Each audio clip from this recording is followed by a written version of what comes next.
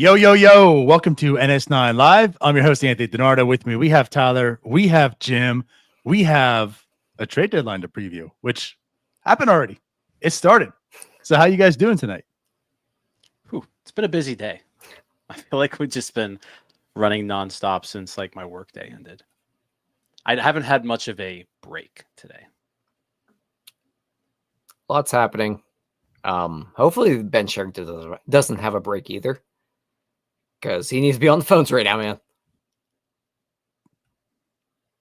I gotta say, like, honestly, I'm not here to tell you that like Ben Cherington's going to do a good job, whatever. What I'm just saying is the events that are lining up right now are certainly in his favor with what he has to offer, what it seems like he's trying to offer. I mean, oddly enough, too. I mean, a pitcher signed an extension, a starting pitcher, right, with the Kansas City Royals, Seth Lugo. There's a pitcher off the board. A closer for Cleveland is now maybe indefinitely gone from the game forever. There's a closer off the board. You know, the Bednar's package. You know, and like things are just kind of like aligning for Ben Cherington with the things that he's trying to offer to turn over and make 2026 better. It's in a favorable position for him right now, certainly than it was a week ago. Maybe. I don't know. I don't really trust Ben to execute anything right now at this deadline. Things may be shaping and up again, for this him, like away from Ben, it's just the yeah, situation. I don't know. I feel like we'll see. We'll see how these next 20 hours unfold is what we've got left. But I mean, so far he came out on Sunday and he said, "Hey, we're going to be looking to improve the team in 2026." And here we are, 20 hours to go. There's been 3 trades made since the All-Star break. Nothing he has done up to this point shows any sort of significant improvement to the 2026 team. If anything, he's made the 2026 team worse, by dealing away their starting third baseman. Now, there's ways to improve that down the road, and we'll get to that. But as of right now, Ben Cherington has done nothing to improve this team for next year, which is what he said his goal was at this deadline. Yeah, I think you just nailed it there, Jim. That's the big thing, is that right now, nothing is really at the point where you think we're building towards 2026. Right now, it's a lot of, I guess, kind of lottery tickets, and if that, but not much has been done to this point to ensure the Pirates are in a position to go after it next year. Yep. Yeah. No, I mean, we already talked about the Ke'Bryan Hayes trade at the deadline emergency podcast that Ryan and I did. And that's what we discussed. You know, like the one thing was that it doesn't help 2026 at least yet. Maybe it clears a path that you can improve on it, but that's the next move. And that's what truly matters with Ke'Bryan Hayes being traded. And then, of course, with Caleb Ferguson, that's the one thing, too, with these rentals. You're not getting enough in the rentals to make an impact for 2026. You know, so like that's just whatever. But yeah, like Ke'Bryan Hayes, you got a reliever that you're probably going to flip and a 20-year-old in an A-ball. That's not helping 2026. Now, you can argue that frees up cap room, frees up payroll, right? And that way you can make that move, but you have to make that move. That's what needs to happen next. That's what matters. Yeah, I mean, the guys that he's traded so far, none of these guys were going to improve the 2026 team in any significant way. There hopefully still moves to come. There are hopefully things that he still needs to do to improve the team. But yeah, so far, we've kind of seen this is just like set. He's hopefully setting up for something a little bit bigger, because right now he hasn't really done anything. I mean, so we want to talk about? Yeah, we have a guy that might want to, that might know some things. So let's do that. So let's bring on Noah Hiles from the Pittsburgh Post-Gazette, who Tyler just said you may know some things. Well, I also wanted to bring on someone so that I wasn't the shortest person on this podcast. We're not doing this. One, we both know I am taller than you. Like that's I don't think that's true. Fact. I don't think that's true whatsoever. Next spring. Or next time I see you, we can measure each other back to back and take a photo. We will. Back to back. That's what we'll do. I mean, I think that's the way to settle this. Yeah. Back to back. Easy. We're done. Just want to point out, Noah working the camera tricks with this camera down low, Right. going I have my upwards. laptop. You You know. want me to do this? You got a bigger upper body. I Is got this longer better? legs. Okay. All right, I'm Noah. standing now, Wait, so wait. my arms are barely on the Are your ground. arms on the table? Yeah, Noah's over here like, I'm so tall. Good trade talk, guys. Anything I else? know. Yeah. Unreal. Thanks for hopping on, Noah. Yeah, absolutely, guys. Always happy to join when Tyler's not involved.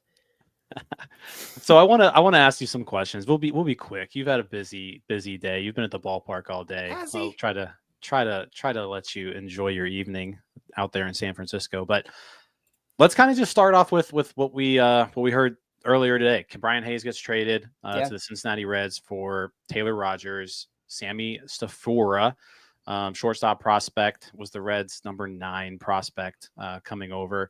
A-ball, long way away. Looks to be a decent glove, but certainly a project there. You mentioned on Twitter that the Pirates have been trying to get rid of Brian Hayes for a while now. So I guess just like expand upon that a little bit. Like, why weren't they able to earlier? Why are they trying to get rid of him? And how are they finally able to do it now? And were you expecting this? I was expecting it a lot more earlier in the month than I was entering this week. Why were they trying to get rid of him? I think after 2024, they kind of knew what the deal was going to be with Ke'Bryan. I think they anticipated him being healthy, but just reached a point where they were like, this isn't the player that we signed up for. And I think that that's a very fair assessment. I think Ke'Bryan Hayes can be a valuable baseball player to the right ball club. Probably not this ball club. With the way it's built and what they have coming up, you need Ke'Bryan to be in a lineup that has a lot of slugging. This team has no slugging. So I think they recognize that, this is probably not in the best interest for either party to hang on to him for the entirety of this contract. And the earlier you could move him once you come to that realization is better, again, for all parties involved. So they started listening to offers on him, shopping him, whatever you want to call it, and just talking to sources at the beginning of the month. It sounded like, there was a very high likelihood that he was going to get moved. But then I became more skeptical whenever McMahon was traded.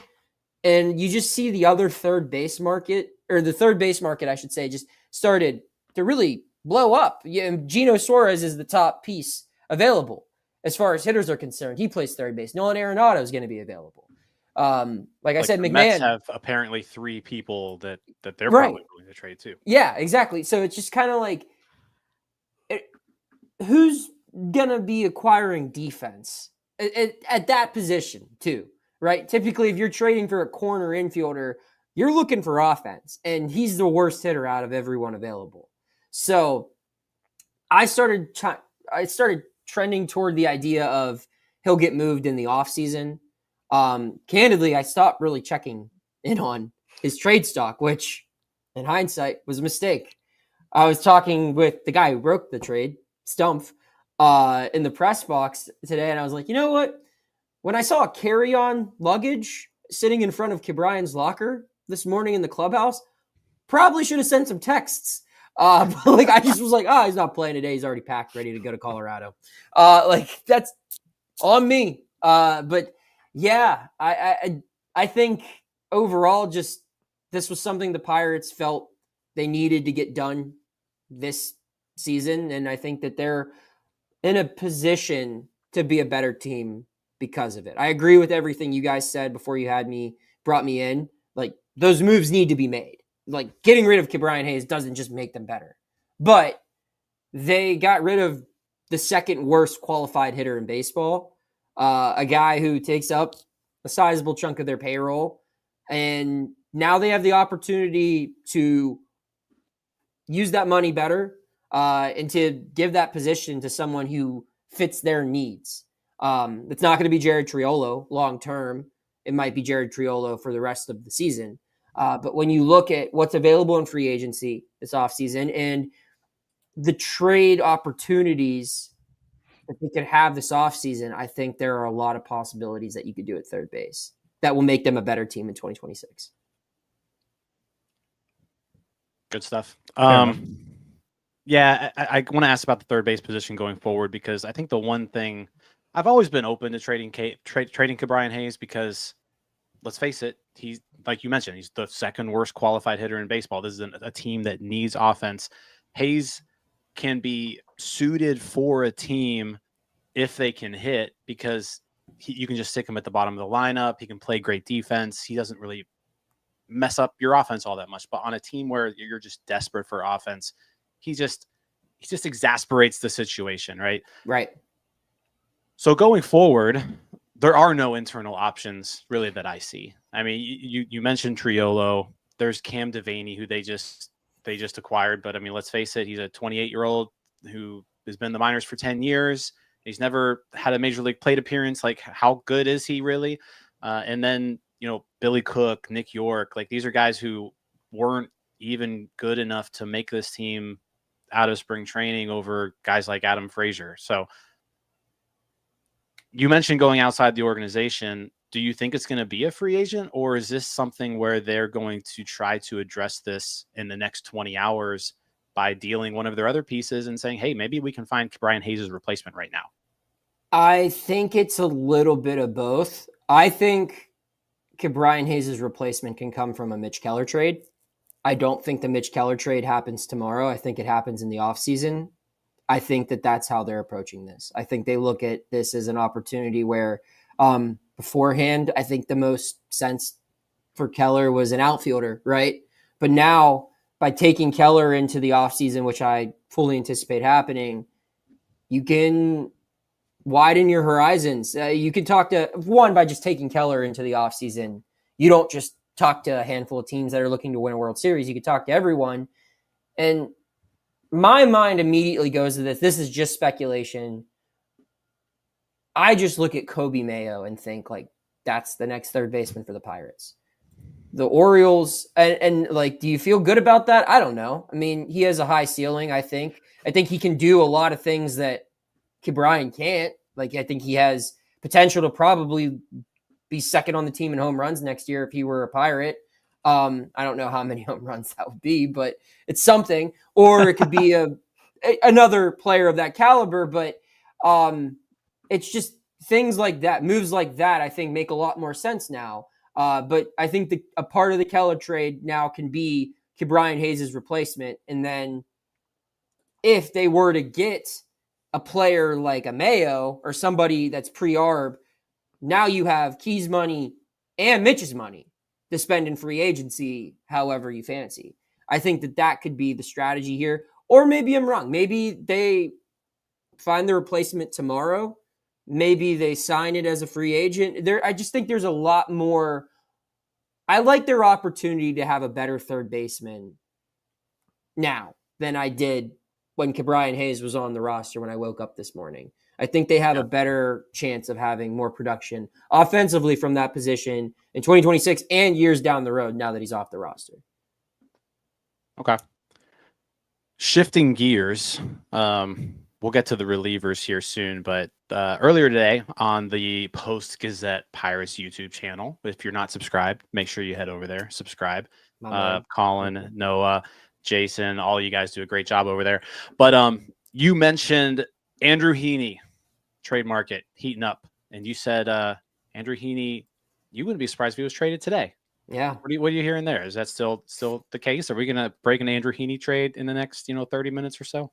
Candidly, I was told that a Pirates lefty was getting traded today. I just guessed the wrong one on the show. Because I saw Heaney scheduled to start Friday, and I'm like, that's just not happening. And I agree. I still don't think it's happening, and I think he will be traded tomorrow. I don't have any. I've heard the Yankees a little bit.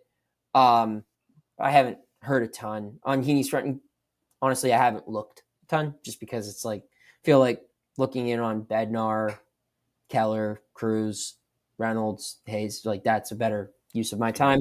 But yeah, I don't know what you get for Heaney. Probably something similar to Ferguson.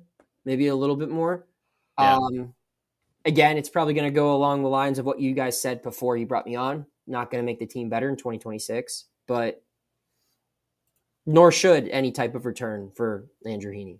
So, yeah. Yeah, I mean, there's probably 3 realistic options where you can make the team better in 2026. Because let's face it, O'Neal Cruz isn't going anywhere. I would say that's not happening. Brian Reynolds isn't going anywhere. No. Mitch Keller is an option. David Bednar is an option. Dennis Santana is an option. Bednar seems to be the hottest name of all those people. Yeah. What's I mean, the bullpen market just went bonkers today with seemingly every other late inning reliever being dealt already for some pretty sizable returns. What are we hearing on David Bednar right now? Well, I was talking with a source familiar with one of the teams interested, and he felt that the Duran return was an underpay. And I understand. I agree. I like. Yeah. So if that's the logic, then would that be an appropriate return for Bednar? Because Bednar is a lesser asset than Duran. I don't know. I just feel like, and like you said, I mean, the market is it's not just Bednar, but I mean, this is the place to go get relief pitching right now. You can include Rogers into that conversation as well. We just saw what his twin brother went for. I don't know if he would get that in return, but you throw him in there, you throw Santana, you throw Bednar. Hell, Baraki's probably going to be activated. They could try to move him tomorrow if they wanted as well. I don't know what he gets, but I'm just saying you have left-handers, you have right-handers, you have rentals, you have guys with years of control, you have all-stars, you have reclamation projects. You have a little bit of everything to choose from here. And everyone's got relievers they're looking to sell, but I don't know if you can find more quality in a trio than Rogers, Santana, and Bednar. I think you have 3 assets that if you acquire them, you're comfortable pitching them in at least the 7th inning of a playoff game. So right. I don't know what they do with all of them. I think Bednar is the biggest pitching target available tomorrow, and I think he will be dealt. It's just going to be a bidding war Philly's probably no longer involved in. And I think other teams involved kind of know, like, hey, when Cherington set that price, which I reported days ago, like, it's a fair price, probably something that was on the slimmer side that they could probably get more of. And now we'll have to ask for something higher than, because of what they saw the other guys go for. So it'll be interesting to see what the Tigers do, what the Blue Jays do, what the Rangers do, the Yankees. One of those 4, I think, is going to get them.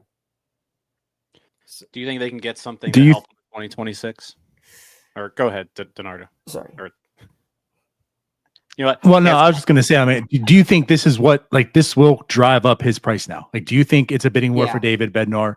Or do you think because that was such like an underwhelming return that it's like that's going to lower the value because that's is it an underwhelming return? I mean, it's 2 top. Yeah. Well, I'm not saying underwhelming, like you just said, like you probably expected more if you're going that route. So if he's getting that, then you're probably getting less for Bednar, right? Because if it's underwhelming for Duran, then that's probably like if they got 2 top 100 prospects for David Bednar, you'd feel good about that, right?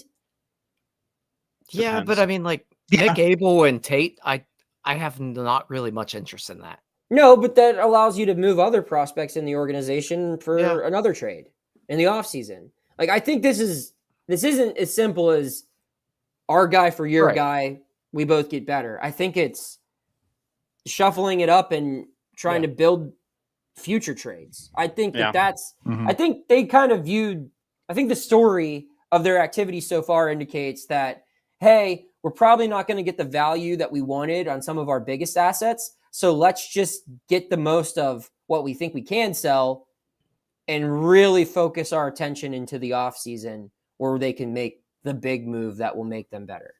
Now, and maybe Ben's not the guy making that move. So that could be another part of it too. Now, do you think maybe they would have been better off being first to the market on trading a Bednar rather than waiting until this point? No, I don't think so. Just because now, I mean, when he's the last one available, I mean, the price goes up. Like, look at whenever that last Mac Miller bobblehead was given away, the price for all of them went up on eBay. It's the same thing. I mean, how many all-star closers are available now? Yeah, but the amount of people buying that are going down. Now, I think there's always someone looking for relief pitching. Right? I mean, and one of the teams that bought today, like the Mets weren't really ever that into Bednar. The only true interested team in Bednar that's no longer interested, I would assume, is Philly. And Philly was very much in the mix, but Detroit's still there. Texas is still there. Toronto's still there. The Yankees are still there. And Yeah, good call. sure, some of those teams have different variables attached to them. Like 2 of those teams don't have great farm systems, but could that lead them to, like what Jim asked, like if Toronto can't offer the same type of prospects, right, that Detroit can, but maybe they would kick in a Dalton Varsho and prospects. That makes the team better in 2026, I think. It's, I think, a very fair return, too. Both of those guys have the same amount of control. Varsho, I think, has, 8 home runs in 24 games this year. He's been above league average hitter, a Gold Glove defender. I don't think he's the end-all, be-all answer to all of the offensive problems. And that's just one example. I mean, Texas could do something like that as well. You look at guys they have with a year or less of control. Maybe they want to part ways with a Garcia or something like that if they were to make another move. And that's just hypothetically speaking. But when you look at some of these teams available or interested, they're not going to be able to match the prospect capital that's probably going to be required for Bednar, which leads me to indicate if they really want him, they might be willing to give up a big league hitter in addition to prospects. Okay. Jim's looking at me like I'm full of crap, but like, I don't know. Like he disagrees, but I don't know. I think there's more demand for David Bednar than there was when we all woke up this morning. No, I'm with you there. That's like, how I think the Pirates have made a good decision on kind of holding out here. And I mean, depending on how much you believe, guys like Bob Nightingale, but he just tweeted out an hour ago saying price tag for David Bednar is going up, and it's the Yankees, Tigers, Dodgers, Mariners. You've been reporting the Rangers are in the mix as well. So like the more teams that miss out on these other guys, they're still all very desperate for back end bullpen help. And so I agree with you. Like I think, and they don't have to move him either. I think that's the other thing. Like they don't have to move him. So like, hold out for what you think he's worth. And if someone wants to give it to you, then you take it. But if your price tag doesn't get met, David Bednar helps your team in 2026. Like if that's the goal is to be good in 2026, David Bednar can do that. Yeah. You don't just sell him for the best offer. You sell him. And I said this earlier today. I don't know if it was in a conversation in the press box or on one of the 40,000 radio hits that I've done. But it's just kind of like, that's what you should do. The Pirates put them in a position where they knew they're going to be sellers. They had a set price on all of these guys. And clearly someone met the price for Ke'Bryan Hayes. They got a top 10 organizational prospect. They got another potential trade asset, and they got Hayes' money off the books and a little bit of money in return. So that price was met. They don't think Mitch Keller's price is going to be met. And that's why he's probably going to be a Pirate on August 1st. We'll see if someone meets Bednar's price tag. If they don't now, then it can be met in the offseason. Or like you said, Jim, like there are worse realities in life than going into 2026 with a 2-time All-Star closer who's probably pitching better than he ever has right now. Amen. Yeah. They're flipping Rogers, right? I would be shocked if not. I mean, why would you acquire him? Like he's a good asset, right? Like if Rogers had been on this team all year, we'd be like, oh yeah, that's gonna be one of the first guys to go, right? Like when I looked at his deal, he gets more than Caleb Ferguson, right? I would think so, right? Like I mean, right? I would think at the very least, Yeah. like he's a lefty and he's lefty, right? Yeah. Lefty. Cash was shipped into, so his salary goes down a little bit. And I don't know. They're like I said, everyone needs relief pitching. I don't understand why he was included in this deal. Like I get, like I think that's a nice addition to the deal on the Pirates end. I don't understand why the Reds included him here. Yeah. Santana, so you get dealt? I'm starting to think no.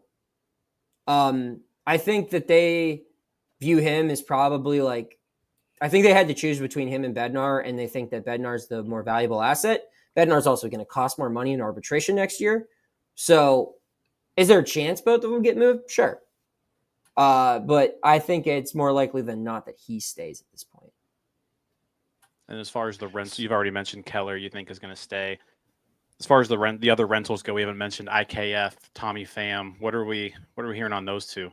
I can't imagine either of them make it. No. I haven't done a lot of looking into Tommy Pham. What? Pun intended. That's And then top 10 prospect in baseball, right? it was just a sight joke. But then with IKF, it's interesting because I know the Yankees have reached out, heard murmurs about the Blue Jays, and then the Giants. Like that, I thought there was a chance this weekend or this week. Every day's the same for me right now. That he was just going to switch dugouts. It didn't happen, but I'm sure IKF is probably. If I had to pick one guy who I think is first to move on the final deadline day out of the Pirates, I think it's IKF.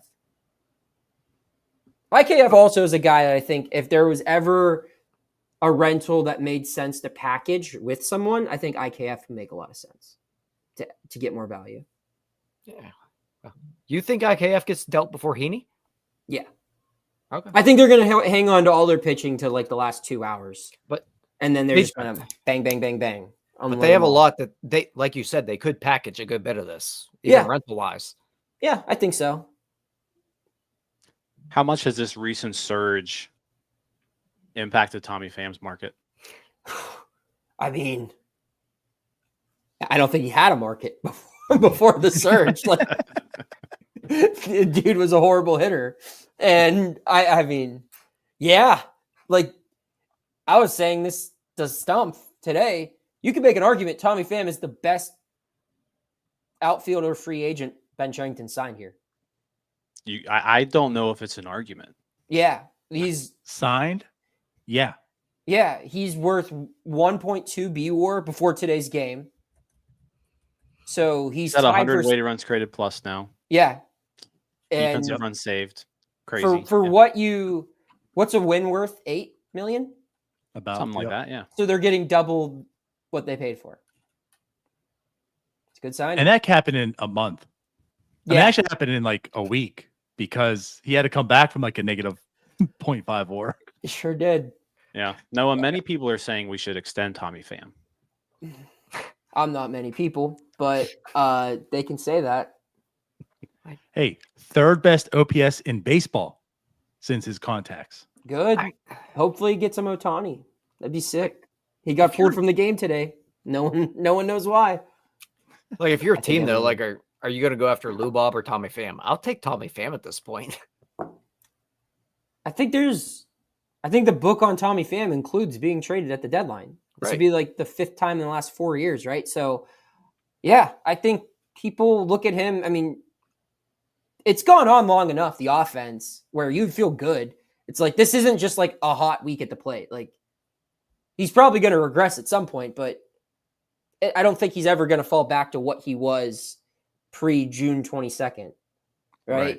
So, I don't know. You're not bringing him in to be like, oh, yeah, now we're a World Series contender, but you're bringing in a guy who's played a lot of playoff baseball. You're bringing in a guy who is very familiar with the situation, the territory that comes with being moved at the deadline. Guy's a veteran. Guy could be a really good 4th outfielder for you. Those guys get moved a lot. Tommy Pham gets moved a lot. So, yeah, why wouldn't he? He's probably bringing back a Tommy Pham return, is what you're saying. Yeah. Yeah. All right, Noah. I know you had to get out of there. I kept you longer than I promised. So no, it's all right, guys. I feel bad being so short. I've reiterated some of the things I've said elsewhere today, but you know what? Now I don't feel bad anymore. I feel bad. I just hope I didn't let Jim and Bernardo down. The amount of cheap shots I've gotten in the last like week from Noah when I'm just sitting there minding my business. I had to get a few in. That's fair. Tyler, I love you, buddy. I love you too, bud. Yes. I love all you guys. I appreciate I love all that little guy, Noah. All right. We love you for coming on, Noah. Noah, people, everybody should know where to find you, but where should people go to find your stuff? At Bucko Mike on X. Post-Gazette.com. Oh, we love Jim, are Bednar. you okay? You look really. I feel like I'm. Are you disappointed in me? No, I feel like you're mad at me. no, I'm not mad at you at all. All right. Did I not do well? No, I thought you did great. I'm a little upset with all the short jokes. Tons of short jokes here. There were It like is what 3. it is. I'm above that. Unreal. Yeah. All right. As long No. as we're good. I don't care what No, Tyler has to we're say. great. I feel bad because I told you we would have you on for like 10 or 15 minutes and it was 30 instead. So I Ah, feel see, bad. fine. I don't feel care. like I We're feel like good. I'm good with Noah because if I'm not making short jokes and he's not making short jokes, then I Right. feel like we're mad at We each other. we can say it. We have Yeah. that privilege. Yeah, we do. All right. Guys, Short Kings unite. All right. it's an honor as always. Let me know when you Love want me you, back Noah. on. Love you, fellas. All right. Talk to you Love See later. you, Noah. Thanks. Well, There we go. OG says I miss Hayes already. You know what? I almost wore my I've got a Brian Hayes t-shirt. Almost. Don't you have a almost wore jersey? that in Or is it a remembrance? t-shirt? I've got a Brian Hayes jersey. I've got a thought Brian so. Hayes t-shirt. I've got like a ton of his rookie cards. I've got so many Brian Hayes stuff now. I don't know what to do with. I'm distraught. They might be valuable now. Even though I did say that, like, I didn't wish, but like he needed to go. Like we talked about this last week. Like he just is not a good fit on this team anymore with how much they're paying him and what he provides. Just not a good fit. So The cards might be more valuable now, Jim, because he could turn it around now. that's true. That could be a win for Jim. Being very traded inside the division. Being traded inside the division just scares me. Like I don't have much faith in Brian Hayes' bat anymore. Like I've given up on it. But there's always that little chance because he always gives you that little glimmer where it's like, man, if he could just do this, like he could be really good. And So, like, Jim, like, I'm what happens if he picturing does it in Cincinnati? That's just going to be awful. like I'm picturing all those opposite field fly balls to the warning track just being hit out in the Great American Small Park. And that one's going to eat at me for a little bit. Yeah, I'm not worried. I'm not worried. I'm really not, but because I've said I'm not worried a lot of times about a lot of guys they've traded. Can't hit the ball. And And it then what ends up happens? really sucking. Yeah, I'll say this. Like, I'm not too worried on that sense also. I saw someone out there on Twitter say this, and it gave me a little giggle. But it's like, oh, Pirates pitchers are now excited that they get to face a below 600 OPS hitter multiple times a year in the lineup. Man, Mitch No, Keller's the ERA pitchers is going to will be so good. They'll miss him defensively. I will say that. The pitchers will miss him defensively. But yeah, I mean, I look at it this way. And about the in-division stuff too, I didn't really get to talk about this because I fell asleep.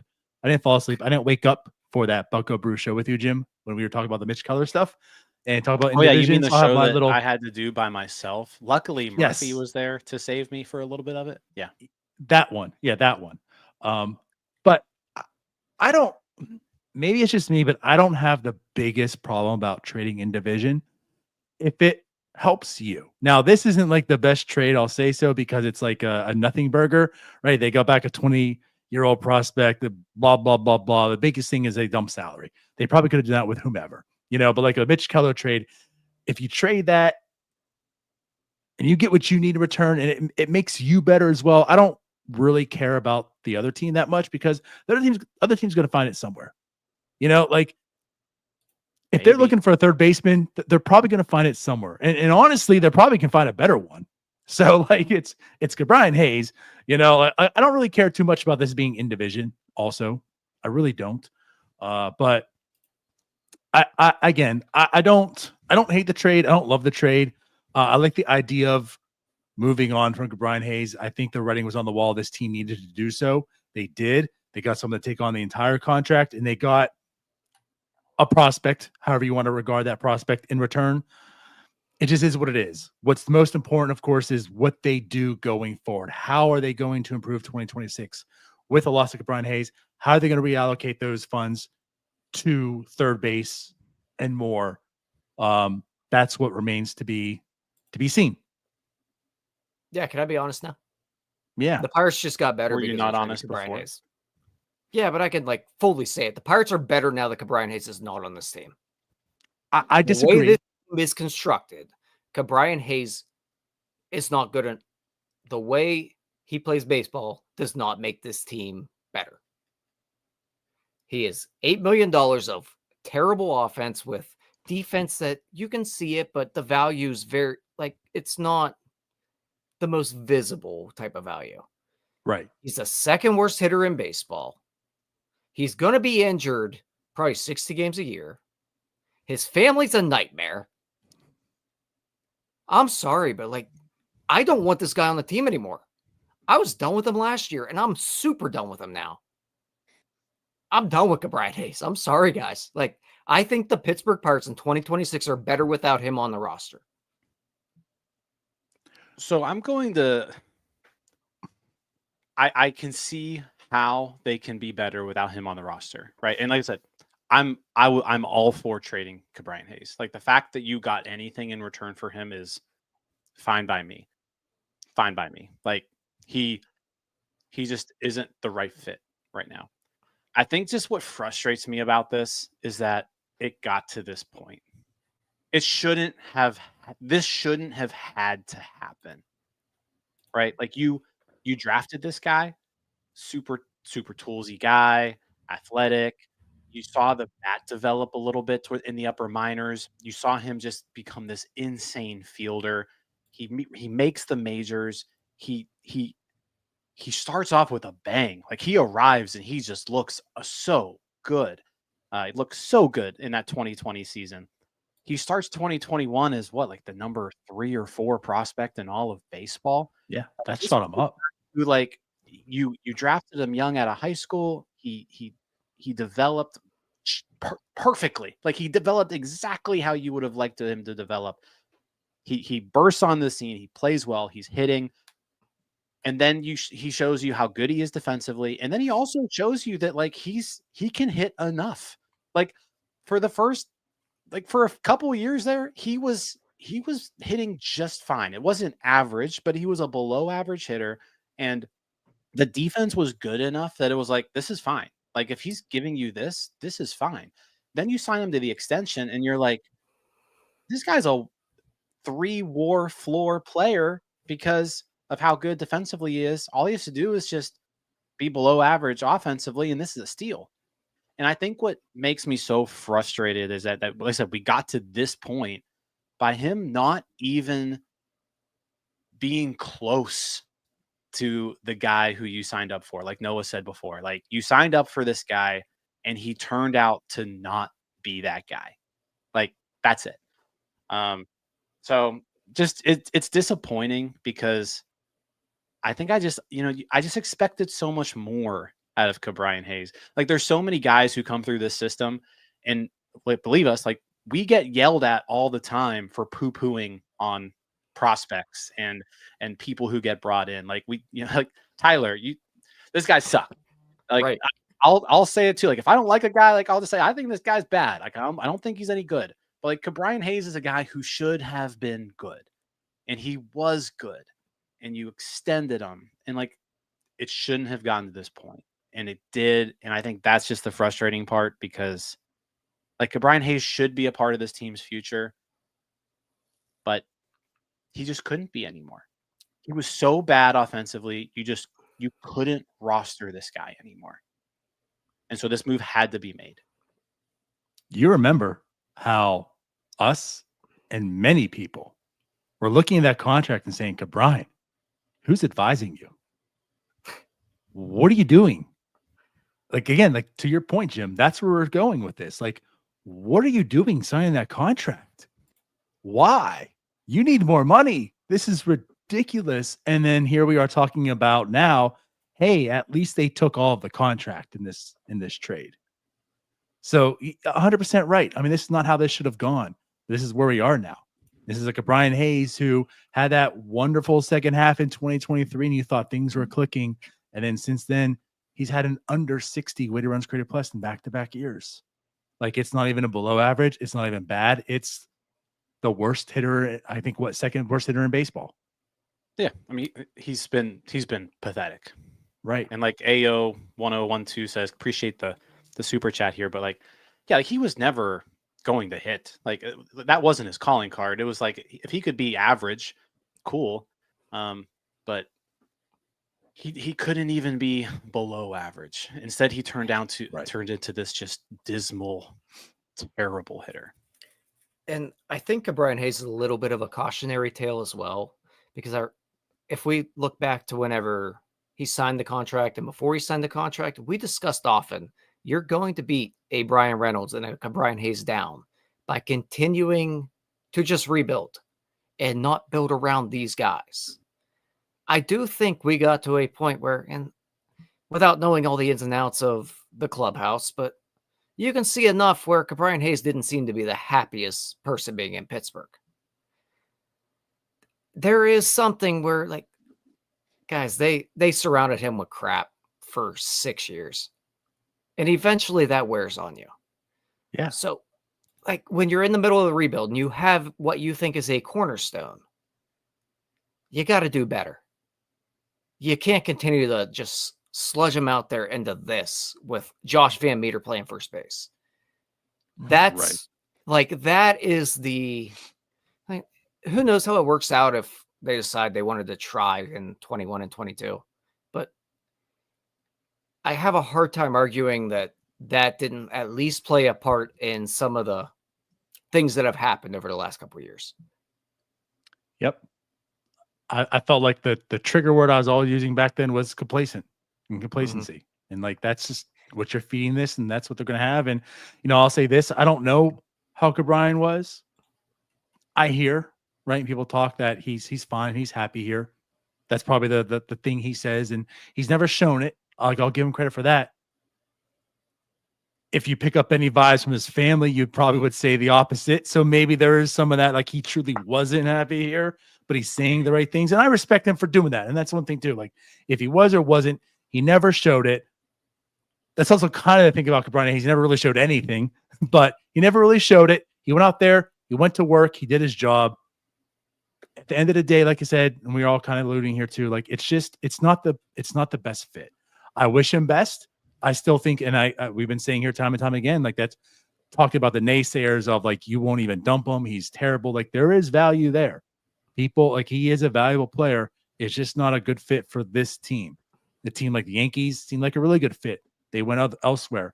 The Reds, that's the thing too. Like I'm trying to like put together with the Reds here. Also, they could have a better offense. They should have a better offense. Maybe, I mean, they're not in it right now either. They're not adding in Brian because they're trying to contend for the rest of this year. They're probably looking towards the future. And it's like, hey, we got a guy at third base. He's great defensively. There's Ellie there. He's good defensively. They should have bats. You expected them to have a better offense. Maybe they're saying it's going to get better. So we can hide Brian here at third. But again, like the Pirates, they don't have that. Like you're not looking at the future and saying, oh, 2026, this guy's coming up. This guy should rebound. Like, yeah, Brian Reynolds should rebound. And that gives them 2 adequate hitters. So again, like Brian isn't a good fit here. And to your point, Tyler, I don't think trading him makes them good today. That'll argue. I don't think that's where you're going, but trading him gives them the ability to be better next year. They just have to do that part. I mean, let's be straight here. They could plug Jared Triolo in right now, and they're getting the same exact thing. I think they can. It's in their own possibility, but even Triolo, like you're probably taking it down. But it might be 80%. Yeah. I mean, but also, what's 80% of Brian right. Hay? Like, is that going to hinder your team? No. Yeah. Ultimately, though, they save $7-8 million in doing it. Exactly. I think here's my concern because, we talked a lot about, you move Hayes and what this does is it frees up money. It frees up a spot for you to go out there to maybe find your replacement third baseman. And like Noah said, you can maybe find your replacement third baseman by trading Mitch Keller. And we've talked a lot about how like this payroll is probably going down next year. Like I kind of have I said, I hate to even consider this but we all know how the Pirates operate. Like they could just be doing this and being like, hey, we just got rid of a few $1,000,000. Now we can afford Mitch Keller. And they're not actually going to do anything with any of this money that they just saved or this roster spot that they just saved. I think that's my biggest fear here is like, hey, you know what? We just saved $7 million by trading Brian Hayes. So now we can hold on to Mitch Keller. We can afford Mitch Keller now. And you know what? Nick York, Billy Cook, Cam Devaney, come on down. You're the next contestant, at third base. So like that's my fear is like they're not actually going to do anything to address this because that's the problem. Like as rough as it was with Hayes at third base, there were no other viable options. Like we talk about Triolo being this Hayes replacement, and like I'm sorry, he's not. Like Triolo's a good fielder, but he's half as good as Brian Hayes. Triolo probably isn't even as good as a hitter as Brian Hayes. Like we've seen Triolo get every day at bats, and you know what it looks like? It looks like the worst hitter in Major League Baseball. So, yeah, I said the only way I'm happy about this is if they like go out there and they address this situation. There are plenty of third basemen out there available for trades. It seems like the Mets have 3 third basemen on their team. Like, go and get one of them. What would it cost you? What would it cost you to go out there and get Ronnie Mauricio from the Mets? Because you know what? I feel a hell of a lot better with Ronnie Mauricio going into 2026 as my third baseman than I do with shuffling York, Cook, moving Gonzalez over and putting York at second or Devane. Like, go out there and find your Brian Hayes replacement right now because they seem to be out there. I'll say this. I have a hard time closing my eyes and picturing a Pirates playoff team that has Brian Hayes playing third base. And basically because of what we've all talked about. It's not a good fit for this organization. There's enough other options where you get a bat first kind of guy. Obviously, you're not going to get defensive value like a Brian Hayes ever. But if you just get even a below average third baseman, guys, like IKF would probably be a more valuable third baseman than Brian Hayes has been this year. If you can go do that and just get someone, maybe obviously not as good defensively as Brian, but just get someone that should be where Brian should be offensively, I think you're in a lot better position than you are right now. Yeah. I agree. I do agree. And I'm going to put this comment on here. And again, as always, this isn't picking on anyone, but I'm going to put this comment on here because, again, you know what I'm going to say. And as Paul says here, Brian is part of the potential lineup solution, not a problem. With the worst group of position players in the league, trading a positive WAR player makes no sense, especially when trading for a low A player who won't be in Pittsburgh to maximize the Skeens years. Guys, again, we have to stop thinking about all prospects as future players. It's capital. It's resources you can use to get that player. You says, what's it going to cost to get Mauricio? Well, it could cost that prospect and maybe something else. Like, you now have more capital to go get the person you want. We have to stop thinking about all these players as this was a bad trade because that guy's not going to be here until 2028. Well, yeah, he's probably not going to be in the majors until 2028. But that maybe allows you to trade tomorrow, or that allows you to trade him. You know, like, you have more players and more capital behind you to go get the player that's going to. And again, this doesn't mean that's how Ben is thinking and going to operate. Okay, but what I'm trying to say here is that is the logic behind this. Right now, you have more capital behind you. Now you have more resources. Now you have more pieces that people want, who have the things that you want that you can give them in return for it. He's the Reds' number 9 prospect. Baseball America and Pipeline say. Fangraph's a little down on him. I don't think he's great, but there's enough interesting parts of him. You know, he could be in a package for something else. So again, if those out there, I feel like at this time of the year, in the offseason, I'm always talking about this too. Trade capital. They're just items. Stop thinking about every prospect as a future player. I think the problem there is, it all goes back to Ben Cherington.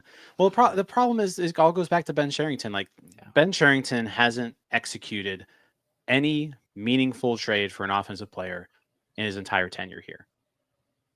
So I think that's just where, like, I'm just so discouraged because, like, they have to acquire good hitters, and they have to do it right now. They have to either do it right now or they've got to do it in the offseason. Well, they should have been doing it last offseason. and the previous trade deadline and the offseason before that and before that and before that. But guess what? They didn't, because this GM is completely inept and doesn't he can't execute these deals, and he's shown over and over and over and over again he can't. So I think that's my issue here is like, I don't know. I don't know how these next 20 hours are going to shape up. I would prefer he not trade pieces that have control, because I don't trust him to get anything meaningful for any of these guys. I don't like, you think the guy who traded Starling Marte for Brennan Malone and Liover Peguero is going to trade Mitch Keller and get meaningful return for him? Right. You think the guy who traded Joe Musgrove and his best piece back was, well, I guess he got David Bednar, but like, that was it. That was probably one of his better trades, is he got a reliever for a top end starting pitcher. Like, this guy has proven over and over again he can't identify offensive talent, and we're hoping that he does it with the few pieces that he has here. And I think that's it's just discouraging. But I will say this, like, it's sounding more and more like David Bednar is probably gone. Oh yeah. Yeah. And like right now, there are a lot of teams who would love to have David Bednar on their team. So you just gotta hope that this guy who has shown you over and over and over again that he can't identify talent can strike gold once. Like, that's his chance. He has to. If the return for Bednar is potentially 2 top 100 prospect type talents, he's got to hit. He's got to hit on it. Because if he doesn't, like, this team is not going to be better in 2026. Can I add something real quick before we move to you, Tyler? Because I know you want to say something, but it hit me and I was reminded by something. So I have to have a correction here. Noah, you are wrong. In the chat, you're also wrong. Well, no, I take it back. No, that's right. Because again, I did ask. Signing Pham is the best outfielder. But again, this is also the GM we're talking about.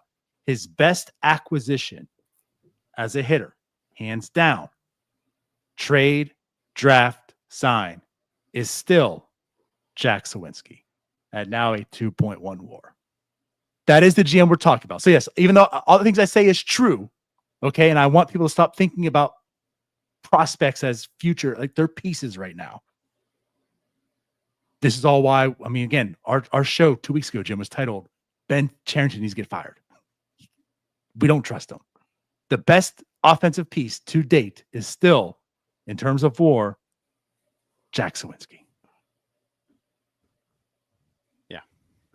Sometimes I wish I could censor myself because I just want to yell, "We're effed." Well, that is censoring yourself. Well, yeah, I did it well there. But you do run the risk here. Like, if you don't figure this out soon, we saw what happened with Ke'Bryan Hayes. It was pretty obvious he probably wasn't very happy. You run that risk with a Bubba Chandler. You run that risk with a Jared Jones. Go down the list of guys. You're going to do the same exact damn thing with all these new upcoming prospects, and they're going to hate being here because you don't care enough or you're not good enough to bring decent baseball players into this organization. And plain and like, Ben Cherington is killing this organization right now. Flat out killing them. He's got like one last shot here. And you just got to pray he can at least give you something for the next GM to build on, because he's not going to be here for the next group that comes through that does anything. It's not going to be under him. So you got to pray that he can just give you anything that will contribute toward that group. Quick shout out to Penn. He points out Jared Triolo over a 3-year span, basically exact same OPS plus as Ke'Bryan Hayes. So that's who we are moving on to. We're moving on to a well below average hitter who's won a Gold Glove to another well below average hitter who's won a Gold Glove. And both of them have like 1 year where they were really like they were good, and it's carrying that weighted runs created plus. Yeah, that's a good point. Yep.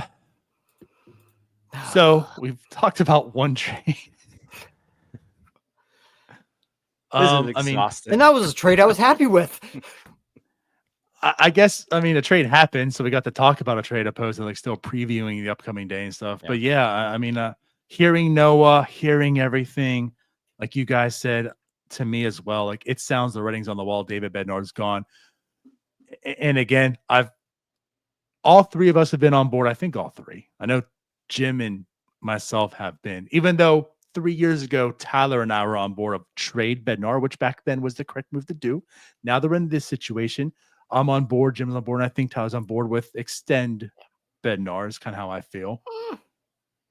Okay. I thought you were on the fence. No, but anyways, I'm more on the extend Bednar situation. Give him 2-3 years, probably give you a hometown discount, blah, blah, blah, blah. Right.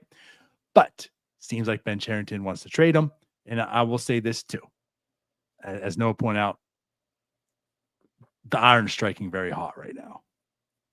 I'm intrigued what this is going to be, for better or for worse. I'm interested in like what this return is going to be for David Bednar. I don't know though, guys. I'm nervous, but at the same time, I don't know. You're probably not getting any better than you are right now. That's the thing. Like, if you're trading him, you need to get better next year. I mean, that means you have to get a good player in return. Like, we're not talking about an average, like you get someone in AA who's not in the majors yet, but he's a good looking prospect. He's not helping you next year. Maybe towards the second half, if everything goes right and he hits the ground running when he makes the majors, which we've seen that happen so many times with this team, right? Like, yeah, I'm with you. I think if I have to trade one of the two, and I think they should trade one of the two. Like I do think the Pirates should trade either Santana or Bednar. I would personally prefer to trade Santana and keep David Bednar. Agree. But you also have to look at the type of trades that are coming. If David Bednar can net you something that you really need, then I can be swayed into like, yeah, it's a good baseball move. But I keep going back to like, again, every once in a while you do need to sign some free agents. And this team has shown over and over again that they can't do it because no one wants to come here because what are they, Tyler? Loser. You're all a bunch of losers. They're losers, right? And the players know they're losers. And when you come here, guess what? You become a loser. That's what everyone that's what happens when anybody comes here. They become a loser.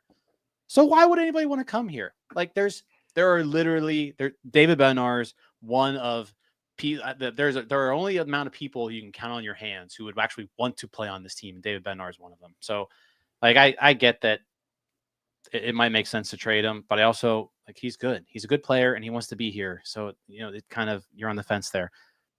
I would trade Santana. I think his value's high. It's probably not as high as Bednar. It's just because Bednar's better. That's why his value's higher. So we'll see what happens, but I just don't see either of them. I don't see Ben Cherington being capable of cashing in on either of them to make this team significantly better in 2026, which is what needs to happen. This team needs to be significantly better in 2026. So to me, I think like I need a Tyler Rogers type of deal for Bednar.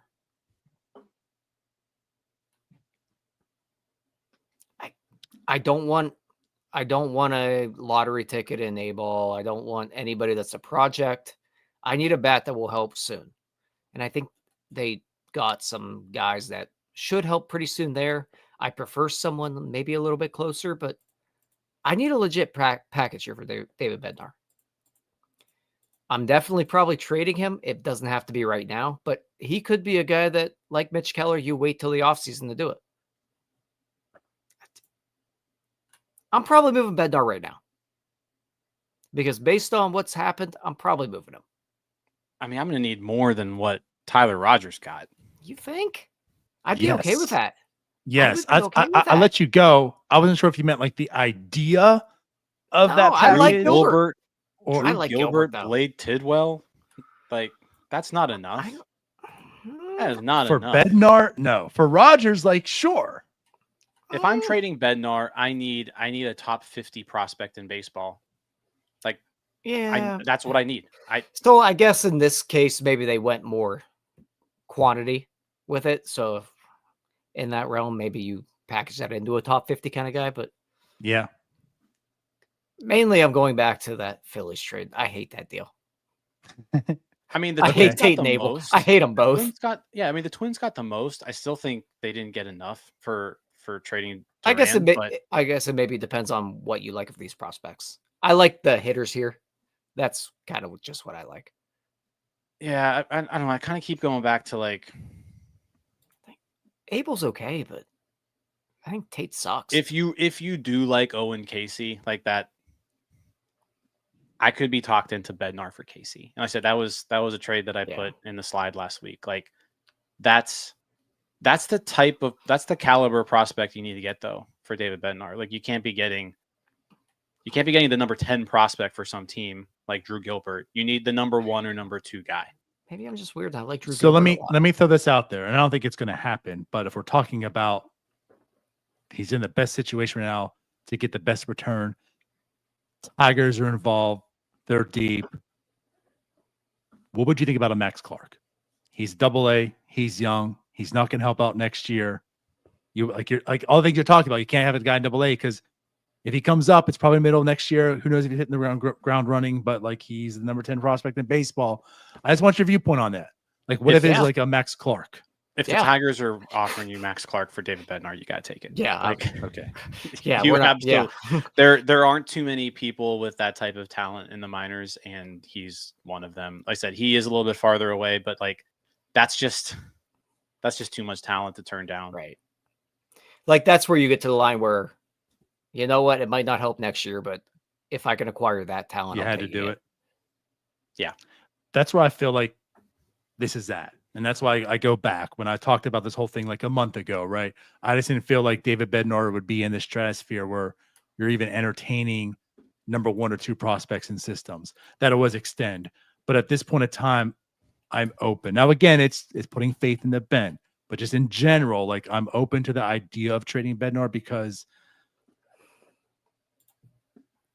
there's a realm of possibility that you could get something very intriguing like that. And I don't know, like this system doesn't have any good hitters. And if you're able to do something like that, then maybe. Do you guys do you guys like the Duran deal more than Rogers deal? I still don't think the Twins got enough. I completely disagree. I think the Rogers deal is significantly better. No, I don't like anyone the Phillies traded. But okay. Well, they're still yeah. They're still better prospects. Like they're much better prospects. And if the Twins wanted to, they could flip those guys for better guys than so.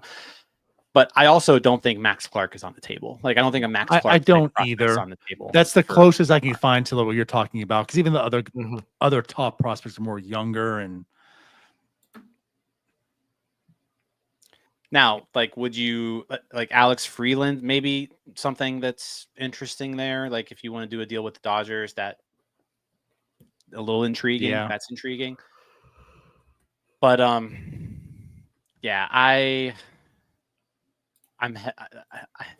you got to get something good. You got to get something good. And like I said, there's enough teams bidding where I think you can get something good here. I have a bad feeling. But I also, I have a bad feeling that we are going to be underwhelmed because of the guy who's pulling the strings here.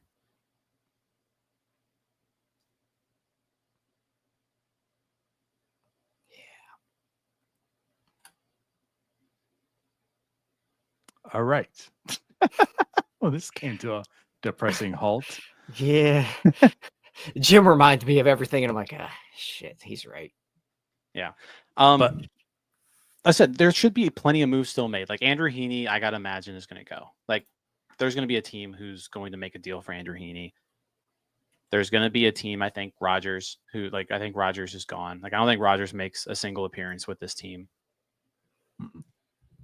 I have a feeling Bednar is going to go, and I think we're going to be underwhelmed with the deal. I think there's going to be people out there who say they're going to love the trade, Like, oh, we got this for a reliever who was in AAA earlier this year. It's like there are going to be people who say that. I just think it's going to be an underwhelming deal. Like I said, Noah seems very dead set on Keller's not getting moved, and the national media seems to be like that too. Like Passan wrote an article today, and I think he like listed a whole bunch of pitchers, and Keller's name wasn't even on the list anymore. So I have a feeling Keller is here to stay.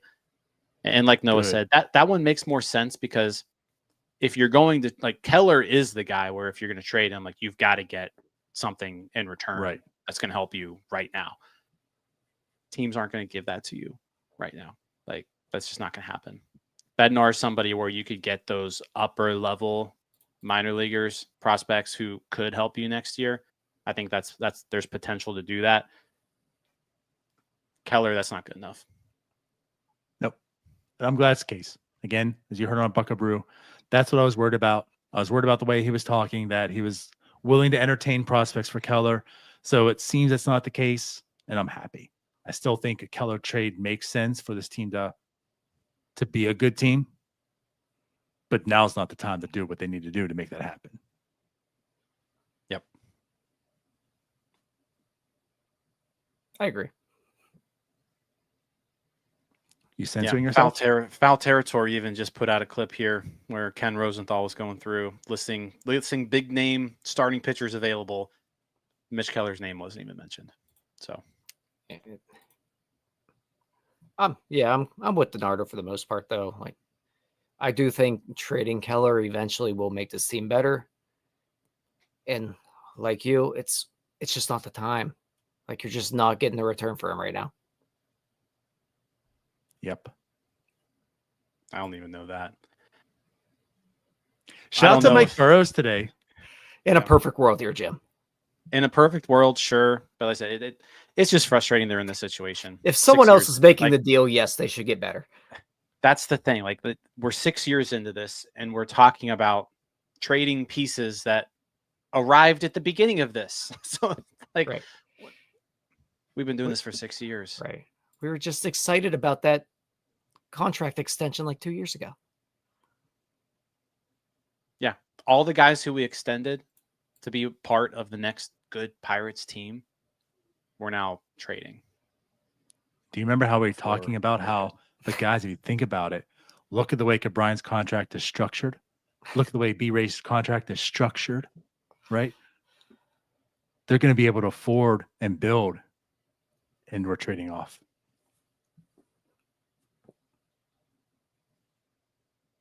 Yeah. I hate my life. Anywho, so now you guys are all in a happy mood. Tomorrow we'll be back to talk about all the trades that happened. So it'll be even a glorious time tomorrow night. Yeah, I was gonna say, I don't know how much we have to. We're gonna be. This is what our third live show today, plus the vlog got released today, plus we've got a trade deadline show tomorrow. So, yeah, we'll be here talking about. There's gonna be a lot to talk about tomorrow, I would imagine. Yeah. Also, we never discussed it behind the scenes. What time are we going to do the trade deadline show tomorrow? 8-ish sound good? 9? We're going to stick to 9? Do we want to wait that long? No, I say we go live at 5:30 so that we're live when the deadline happens. Okay. 5:30 to 7, something like that. 5:30 to 6:30. That way we hit up everything. Boom, boom, boom, boom, boom. Because there's going to be like 4 deals that drop at 5:50 now. Yeah. I might need some time to look at Yeah, we'll them. talk. We'll talk. We'll be back tomorrow. We'll be back tomorrow. We're going to give you a service appointment time frame. We'll be live between 4 and 8. It'll be before 8 and 7. Yeah, all right. Absolutely. We out of here? Yeah, let's get out of here. Yeah. All right, guys. We love you all. And like Jim said, happier things. Ryan and Doug go to Cooperstown vlog drop today at 7. So if you want to cheer yourself up, hear Doug talk stories about the Pirates in the good old days, and Ryan talking about the Brooklyn Dodgers, because apparently that's what he loves to talk about. Yeah, I don't. Who was it? Cody last night was like, that's just like just a prime old man move there by Ryan. Like, Right. Just randomly loving the Brooklyn Dodgers. Who does that? Ryan does. Ryan does that. He was wearing Brooklyn Dodgers. He's a Pirates podcast in Cooperstown for the Dave Parker induction ceremony. He's wearing a Brooklyn Dodgers hat during it. Like, what are you that doing? He bought right there? That's our guy. Yep. Doug and Ryan fit in perfectly together. Yeah. So Can't take the Elwood City out of the fella. Yeah. Go ahead and watch that now. Enjoy your lives. We'll be back tomorrow to be miserable again. So love you all. We'll be back. Bye-bye. Peace out, Scouts. See you guys. All right, that wraps up this episode of North Shore 9. Thanks so much for tuning in. Whether you're listening on the podcast or catching us on YouTube, if you enjoyed the show, please give this video a thumbs up and don't forget to hit that subscribe button if you haven't already. It really helps us grow. And if you're listening on the podcast, a quick review goes a long way in helping others find the show. Plus, be sure to tell a friend about us. There's always room for more here in the NS9 community. And for those looking to support us a little more, consider joining our Patreon, become an MVP member, and get exclusive perks while helping us continue to bring you more of the Pirates content you love. Thanks again for all your support, and let's go Bucks.